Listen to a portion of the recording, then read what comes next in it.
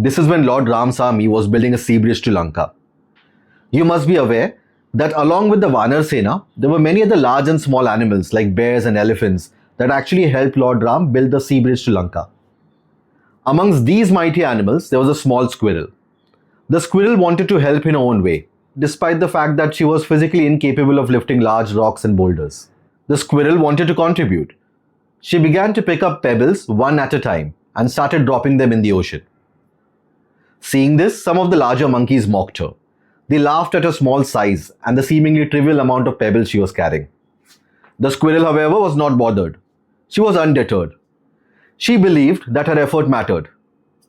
Every pebble, no matter how small, played a part in building the bridge. Lord Ram saw this and he was deeply moved by the squirrel's dedication. He picked up the squirrel gently and praised her for her commitment and hard work.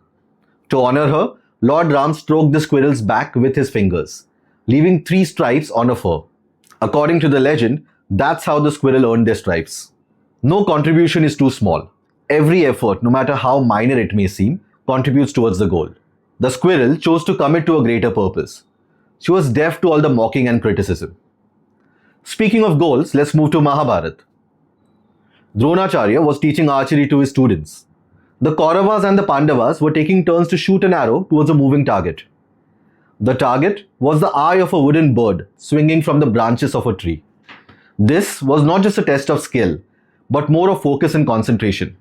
The first student, Yudhishthira, stepped forward. Dronacharya asked, "What do you see?" Yudhishthira replied, "I see the bird, the trees, the branches, the leaves, and the sky." Yudhishthira aimed and missed. Dronacharya then called Duryodhan.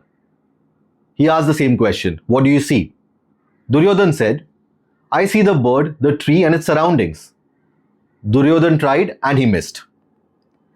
One at a time, all the other Kauravas and Pandavas gave similar answers, each noticing multiple elements around the bird, each one trying and missing. Finally, it was Arjun's turn. Dronacharya asked, "Arjun, what do you see?" Arjun replied, "I only see the bird's eye." Dronacharya smiled and asked, "Do you see the trees, its branches, or the sky?" Arjun responded, "No, I only see the bird's eye." Saying this, Arjun confidently shot an arrow that hit the bird's eye. It's not just the fact that Arjun was better skilled to hit the target. Arjun had a goal, and he was focused on that goal. We are talking about goals here. Do you have a goal? If you don't, you're missing the first step to success. Quoting Zig Ziglar, "If you aim at nothing, you will hit it every time." Setting your goals and writing it down is important. Being aware of your goals wins half the battle. We are in the last few weeks of the year. With the new year approaching, it's the best time to set a goal. Follow this exercise I'm sharing. Do this diligently, and you'll watch your goals become a reality. Grab a piece of paper and on one side of the paper, write down your goal. Make sure that your goal is SMART. That is specific, measurable, achievable, relevant, and time-based. Here's an example of a SMART goal.